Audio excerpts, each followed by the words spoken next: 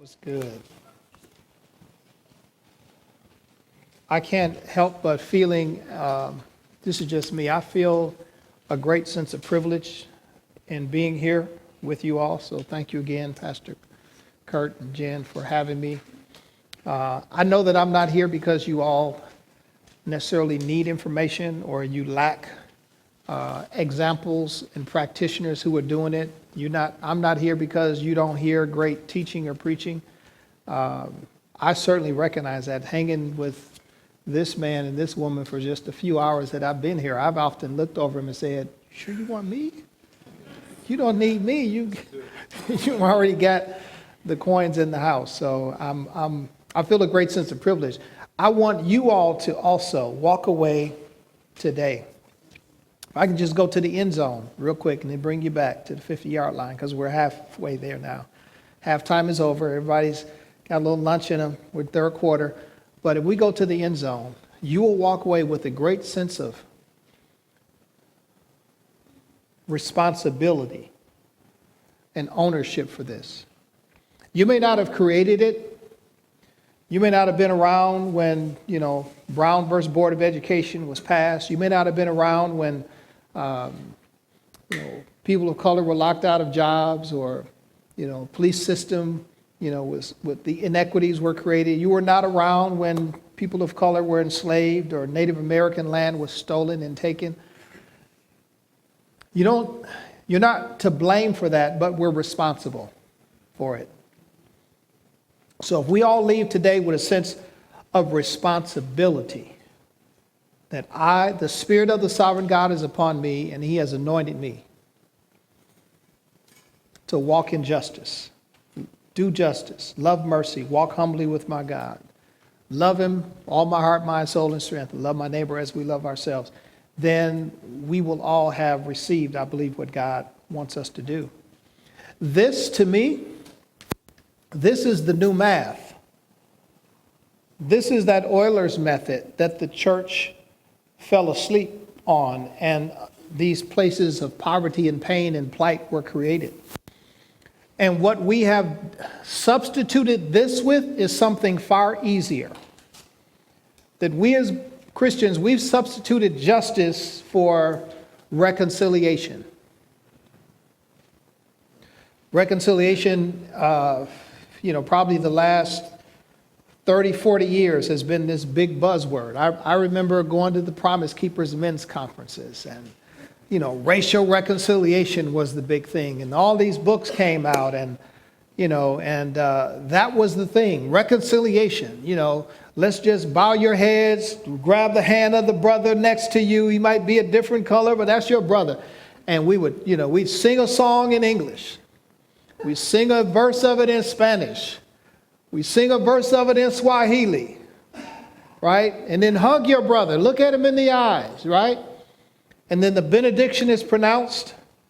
And then that white brother, he went back to the suburb and I went back to the hood. Couldn't go home with him. And I had to drive down the street where I got profiled. Or I didn't have a car and I had to wait an extra 45 minutes to get a bus that only ran twice a day. Or I had to walk, So reconciliation is easy. Reconciliation to me is what happens inside the church, inside the building, right? Reconciliation is a measure that we have of how many are coming, what percentage of this group is here, what percentage of that group is here, and aren't we really reflective of our city, and aren't we really reflective of Revelation 7 and 9? But justice is what happened when that black brother leaves the building. Are we just as committed as we were when we were singing Kumbaya and holding hands? Are his issues or her issues my issues because they're my brother and my sister? That's justice. That's what we have an opportunity all to walk in and lean in together. So I'm privileged to be here. I want to begin this third session by taking you all on more of a personal journey. Just by way of introduction, I'm going to show you a video in a moment.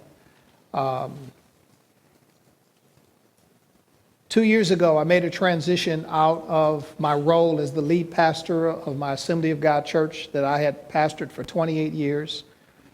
And I did that intentionally, really at the peak, the height, of ministry. But I felt a mandate and a compelled call of God to do it so that I could become a voice, a catalyst, an awakening voice within the body of Christ. Because remember that parable we read? While men slept, the enemy sowed these seeds. And we went through a succession plan. The church is doing great. My wife and I were still part of it. I serve as the apostle or the apostolic leader of the church, still providing some leadership. But we launched a movement. And it's a movement that's designed to awaken the church to do this. And when I say church, I'm not talking about the building, the small C church. I'm talking about the big C church. I'm talking about the ecclesia. I'm talking about you and you and you and you and me, all of us, right? Because we are the church. And we are in the small C church, but in a moment, the church is going to leave the building. The church is going to leave the small C church. And we are called to be ambassadors of reconciliation. And so the movement, I want to introduce to you guys by video. And it's about 2.5 minutes, and I'll come back and we'll go a little deeper. What's the answer to the race problem? What's the answer to the political divide? What's the answer to poverty and pain and plight? God is calling for his people to be salt, to be light, and to be leaven in the dark and the dangerous places.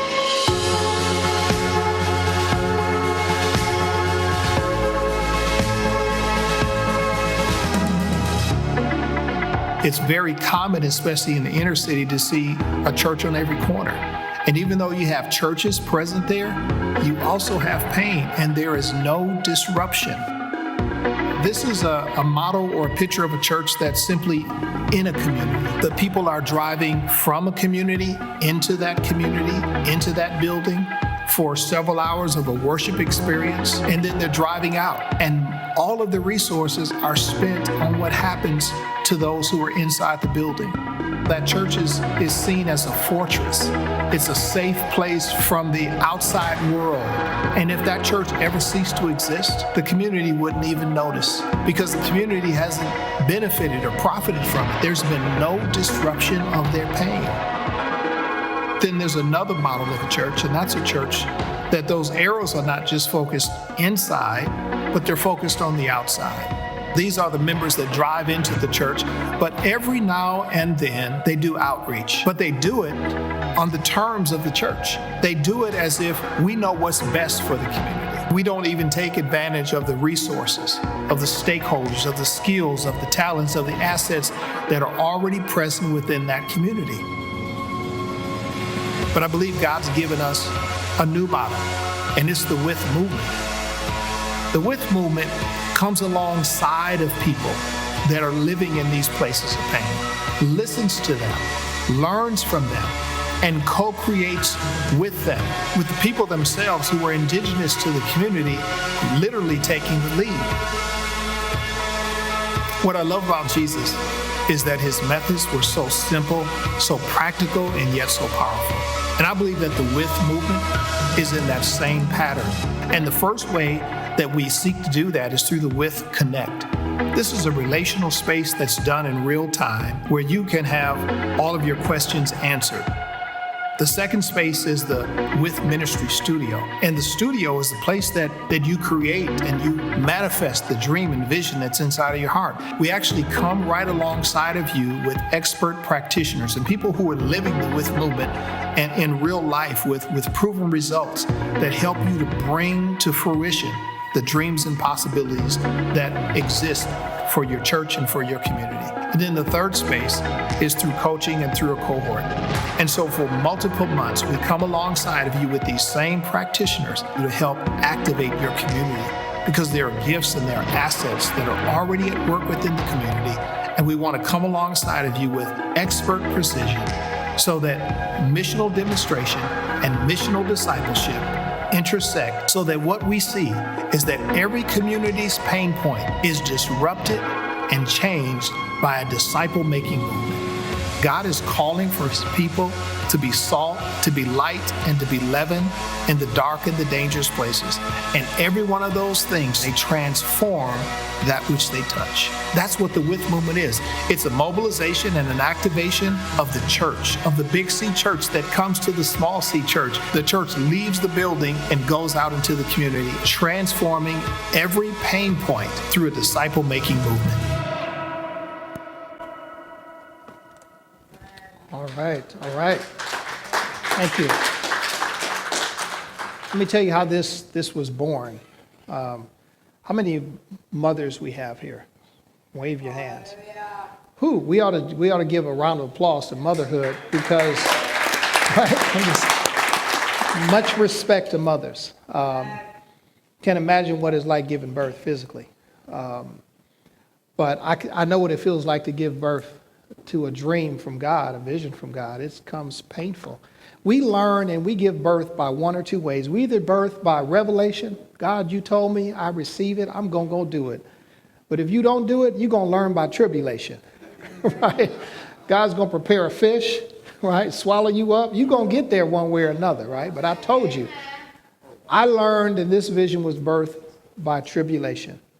On August 13th, of the year 2016 in Milwaukee, Wisconsin. My wife and I were at a wedding and then went to the wedding reception. It was a beautiful Saturday afternoon. It was hot.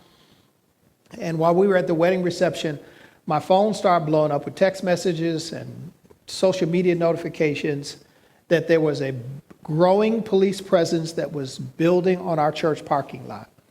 Armored vehicles, like SWAT team. And the reason was because there was a young black male, 23 years old, who was shot and killed by a Milwaukee Police Department officer 3 blocks from our church, 3 short blocks, sideway blocks. And his body was laying in the backyard where he had been running from the police. They had the tarp over his body. And instantly, you know how social media is, a crowd of people began gathering. I don't know where they came from, but many of them didn't even live in that community, but they heard about it, and there was this sense of frustration. It was like, this was our George Floyd moment. The match was lit and thrown on the gas. Our Ferguson, Missouri moment.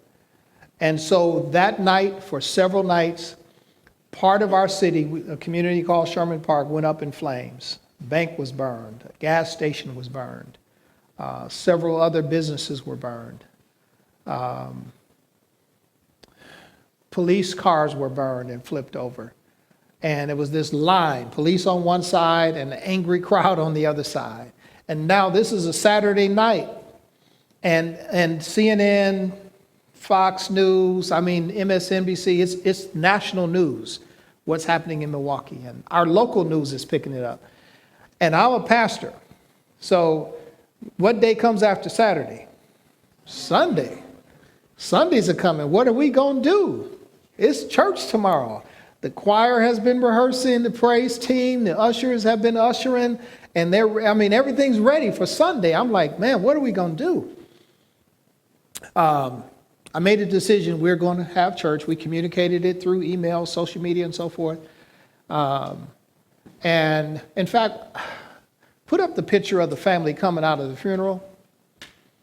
This is the brother of the young man who was shot and killed. His name is Sedan.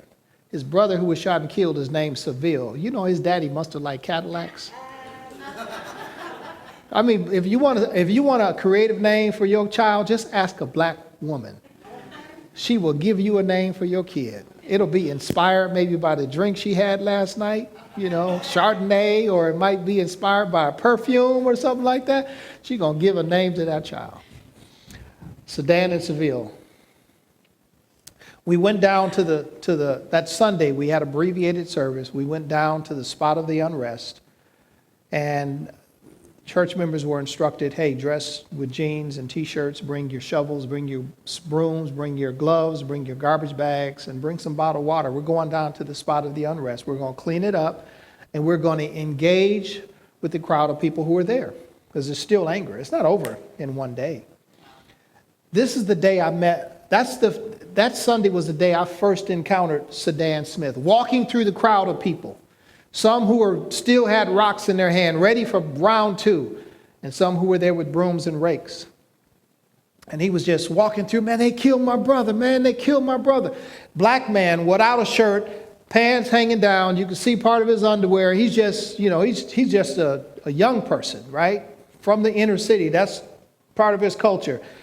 And I'm like, man, God, why you got me here? It wasn't a sanctuary. I'm like, man, I'm supposed to be in a sanctuary. It's Sunday. I'm supposed to be preaching, but you got me out here in an intense, heated environment.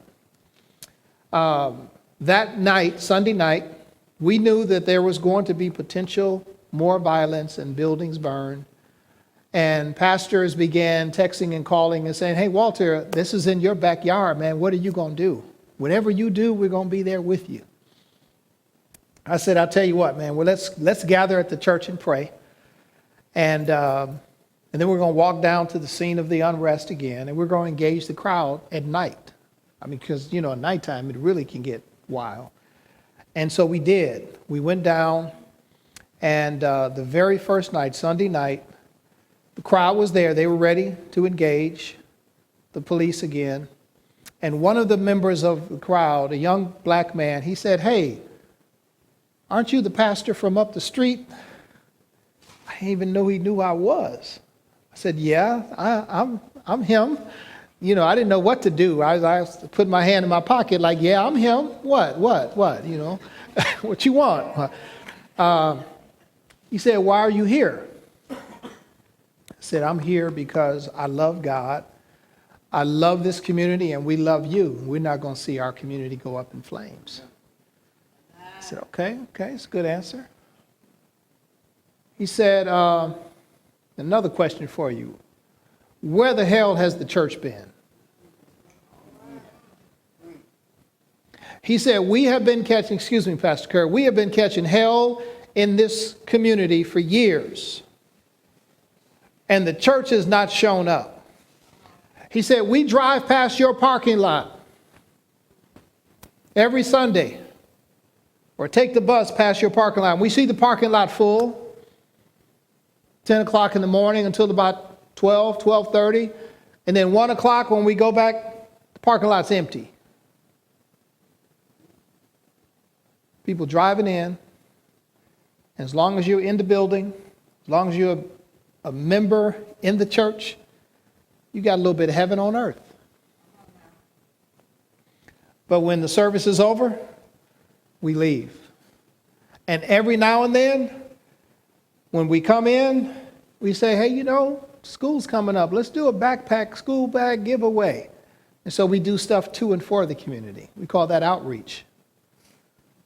Right? Like we know what's best. We know your kids are poor. They must need some school supplies. Did we ask them what they need? They probably would have said, no, I don't need no school supplies. I need to get my kid out of this school and in another one. Right? But no, we're doing stuff to and for you as if we know what's best, what you really need. Where the hell has the church been? I said, you know what? You're right. But we're here now. And they asked another question. Said, will you be here tomorrow?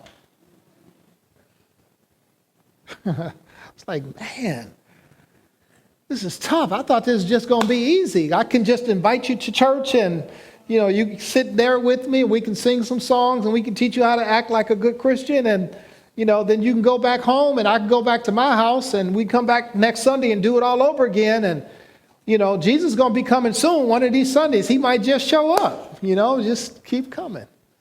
Will you be here tomorrow is what he wanted to know. And then I had a bunch of white pastors with me during those nights. And somebody else said, yeah.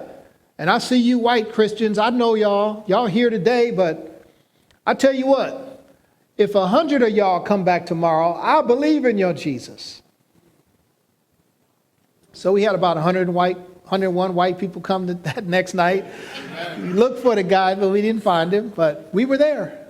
The next night and the next night and the next night and the next week and the next week. And the With movement was born out of pain. And thank you. The With movement has the vision of transforming every community's pain point through a disciple-making movement.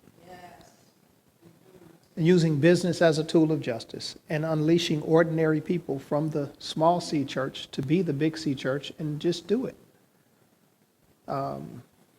It doesn't diminish what we do on Sunday, but we should come to church on Sunday with Monday in mind. Amen. You come on Sunday so you can change this on Monday. Yes. And Tuesday, you're on mission. And through the With movement, we have a team and we have a pathway. We talked about the Connect and the studio. The studio is a place you go into, like when you got a song on your heart or poetry or a canvas, a song, you put it on canvas or on vinyl, it comes out in the studio. The studio is a place where we bring pastors and several members of their leadership or planning team. And for a day and a half, we help them to understand what is God's sacred story for you, for your team, for your church, and for your community. Because God has been dancing in this community even before you got here. He was waiting for us to leave the building on Sunday morning and come and join him in the dance. There's a Greek word, an ancient Greek word, it's called perichoresis. Which peri is the word where we get the word perimeter or around. Choresis is where we get the word choreography, perichoresis, dance around. And that ancient Greek word is a religious word that describes the relationship between the Father, Son, and the Holy Spirit. It's a dance of unity and harmony and rhythm and perfect submission. The Father loves the world. The Father sent the Son. The Son says, yes, Father, I'll go. There's no resistance. Prepare me a body, I'll go. The Son gives his life, dies on the cross, and the Son trusts himself to the Father. Father, why hast thou forsaken me? He's falling into the arms of the Father. When you're dancing, right, you gotta trust that your partner gonna be there to catch you. Right? Don't flip me and then forget about me, right? Don't dip me and drop me. I'm trusting you. And then the Father resurrects the Son, and the Son sends the Holy Spirit 10 days later on the day of Pentecost. It's a perichoresis. It's a divine dance. And God has been dancing in the dark places. He's been dancing in the dangerous places. And we think that, it's only in the sanctuary that he's dancing, right? We get our shout on and we get our pick him up and put him down and, we join in the dance. No, God's not just here. The gifts are for out there. They're for here more than they are for in here. And he was inviting us to join him in the dance. And it was uncomfortable. We were scared. One of the other questions this young man asked me after are you going to be here tomorrow? He said, one other question, preacher. Why are you allowing the police to use your parking lot to harass us? He was looking at this system right here. This system that was born out of slave catchers, which wasn't really designed for us. I know now we say it's to protect and to serve, but it wasn't protecting and serving us. It was catching us. It was incarcerating us, right? Why are you allowing the police to use your lot to harass us? Now, I thank God for blue. I think blue lives matter, but until black lives matter, no life matters, right? All lives don't matter if black lives don't matter. But I realized that he was asking me a question about a system that had historically been oppressive, like we watched that video on systemic racism. And I had to make a choice. Because I'm going to be honest with you all. And I didn't tell them that night, but, I saw these buildings going up in flame. And I thought to myself, well, they ain't going to burn down our church because police on our lot. We safe. Go ahead and burn the bank down. I'll go across town to another bank. But my building's going to be up. And I had to make a choice. I said, okay, you're right. I had to former police chief's number, cell number, and I called them that night after I left. And I told the young man, I said, you're right, they'll be gone tomorrow. And on my way home, I called the police chief and I said, Chief, I know you're just doing your job and you just eminent domain, I think. They didn't ask to use our parking lot. They just took it over. And I said, but Chief, we're trying to build relationship and we're trying to restore not only the sense of peace, but shalom in our community. And appreciate it if you all found another command post for your vehicles. Oh, no problem. The next night when me and the pastors met at the church, we drove up on the lot. There were no police there. When we walked down to the spot, the same crowd was there, and the young man said, hey, preacher, I see the police are gone, man. Come on over here and talk to us. You are right. We were trying to build trust and build shalom. So I met Seville Smith. I met Sedan Smith. And the guy with the dreads on the right, his name is Frank Nitty. That's his nickname. His real name is Sensabaugh. Frank Sensabaugh, that's his street name, Frank Nitty. I figure y'all from Boston, Chicago, y'all might know some mobsters' names, but he kind of he picked up that's his street name. But we began walking with the Smith family in relationship. I know them to this day. I get phone calls and emails from Sedan and his sister Sherelle, usually when they want something, but that's okay. We were able to help this family to heal. And he lost a brother, y'all. Mother lost a son. Can we just look past what he might have done, what his background might have been, how he earned it? He was a human being. He died, and people were mourning his loss. And we were able to join God in the dance, build trust with his family, perform the funeral for the family. I realized some things during the course of the unrest, the nights of the unrest, even the funeral. Not everybody that's in this community wants to see change. There's some people that profit off of stuff being broken. They exist. Their livelihood comes from stuff being broken. So if you trying to fix it, you trying to put me out of a job. There's some politicians that don't want to see stuff fixed. Right? They stay in office by stuff being broken. That's their campaign. I'm going to fix it. Wait a minute. You've been in 3 terms and you still ain't addressed what you said you was going to fix. We did the funeral and continued to build a relationship. We did a community listening session in our church the week after. Was it before? I don't know if it was before his funeral. It was after the funeral. We did a community listening session, still trying to bring a sense of peace because wounds are open. And we invited the whole community to come, but we did not allow adults to speak. Said, no, we're just going to listen to the 25 and under. I would tell adults, they're adults, but not, you know what I mean? We're not listening to the OGs that own property and stuff, right? Because their interest is their property, right? Like my interest was my building. We want to hear from the ones who are really feeling another level of pain. Like me as a pastor, I had no idea that this was a culture of people that would never cross the threshold of my church. Sure, they may come to an outreach every now and then and take a backpack or take a hot dog, but they were not going to come and say, hey, can you tell me about Jesus? Can you teach me how to pray? There had to be something radical to happen to shift us to get out to where they were. So the community listening session is those kind of folks that came in. And we want to hear from you. We want to listen. Listen, learn, and then take action. But listen first.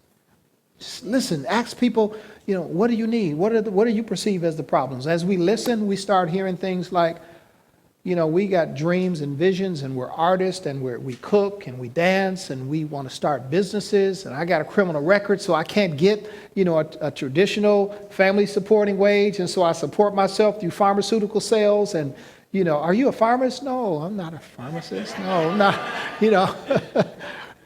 No kidding. So I'm out on the green space the first couple of nights of the unrest, and I start smelling something that smells like a skunk.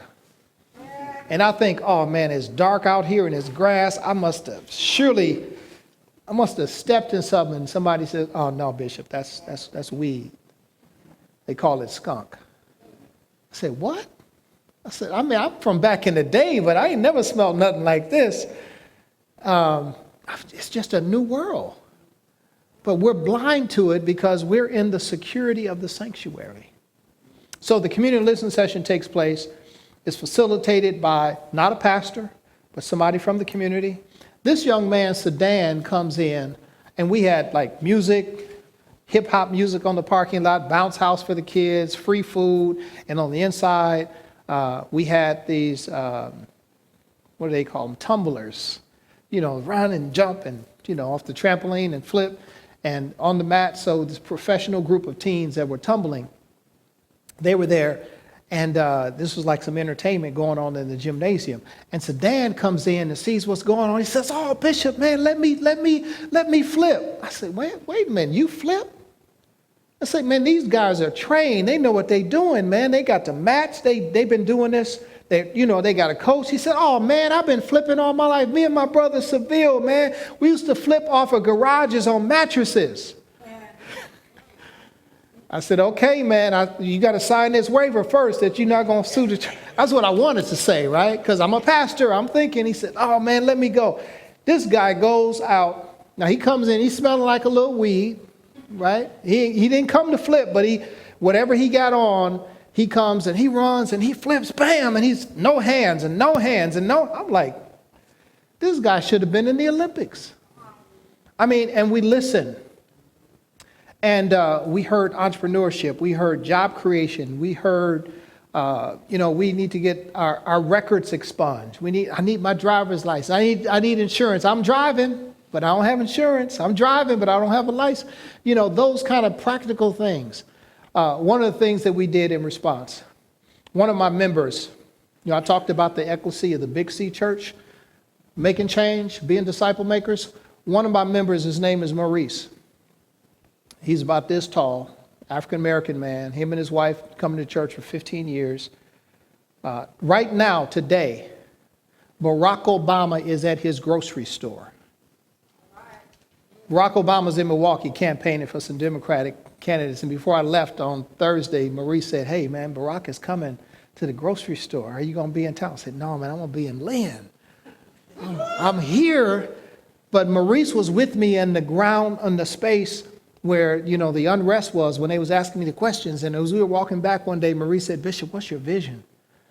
I said, man, I don't know. My vision is that the church can somehow begin to buy properties and develop them so we can begin to change some of these systemic things. Marie said, Bishop, I can do that, man. I'm a real estate developer. I said, you a what?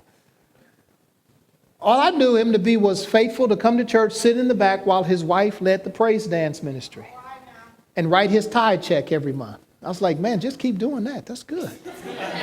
Right? When he said, I can develop property, Maurice caught the vision that I had been carrying, pregnant with, of Milwaukee's first commercial incubation kitchen for food entrepreneurs and food truck owners.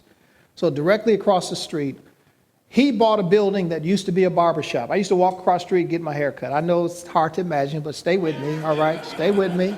Don't judge me, right? I'm close, man. I'm close. I'm holding on to my hairline, though, man. I'm trying. He bought it. We converted it. We have an economic development corporation. It's now called Upstart Kitchen. 27 licensed food entrepreneurs that are cooking out of that kitchen, any schedule they want to. It's open 24/7. They pay an hourly wage to us. They cook their stuff, it's like rotating rack ovens where you can cook 400 cookies in 11 minutes. Don't you wish you can do that in your kitchen? You can't do that. You might get a tray or two in there, and it might take you 20 or 30 minutes. 400 cookies in 11 minutes. I mean, cheesecake, all kind of bakers, barbecue, Korean wok. There was a potato chip man in there making potato chips, juice kitchens, all kind of stuff. And these are entrepreneurs, each one employing 1 to 3 people, growing their businesses. Maurice bought the building next door. There used to be a daycare. It didn't make it through the pandemic, and it is now called Sherman Park Grocery Store. That's the neighborhood. This is a grocery store in the middle of a food desert. That's where Barack is coming today with the Secret Service, because it's beautiful justice. When you walk into the grocery store, the floor is immaculate. It looks like the floor of the loft at Stetson, right? I mean, I don't know if y'all ever saw that store. You see that store and you see the floor. I'm like, man, look at the floor. I was like, we got some other stuff in here, Bishop. Oh, okay, but man, it's the floor. It's fruit, fresh fruits and vegetables. It's green. Prior to that, people were buying their stuff at the gas station. Kids were getting their breakfast on the way to school at the gas station. A red soda and a bag of Flamin' Hot chips. That's my protein. I'm going to school now. Now you expect me to perform. Maybe that's why there's high expulsion and suspension rates. So this beautiful grocery store in the middle of a food desert. Beautiful justice, right? Let's go upstream and find out who's throwing these people in the river. The With Movement is designed to do that. We come alongside of churches in this ministry studio. We help them imagine new possibilities. Not how to have a better worship service, not to have a better children's ministry, but how do you make disciples in the marketplace? And how do you unleash the marketplace leaders to be disciple makers and to be transformers of community where they live, work, and play? And we do that through the National Black Fellowship, which sponsors the With Movement, through the ministry studio, and then invite those pastors to take that blueprint that they've created in the studio and walk it out by coaching and in a cohort community. Yes. That's what I left the church full time to do. And I'm privileged to be here today. So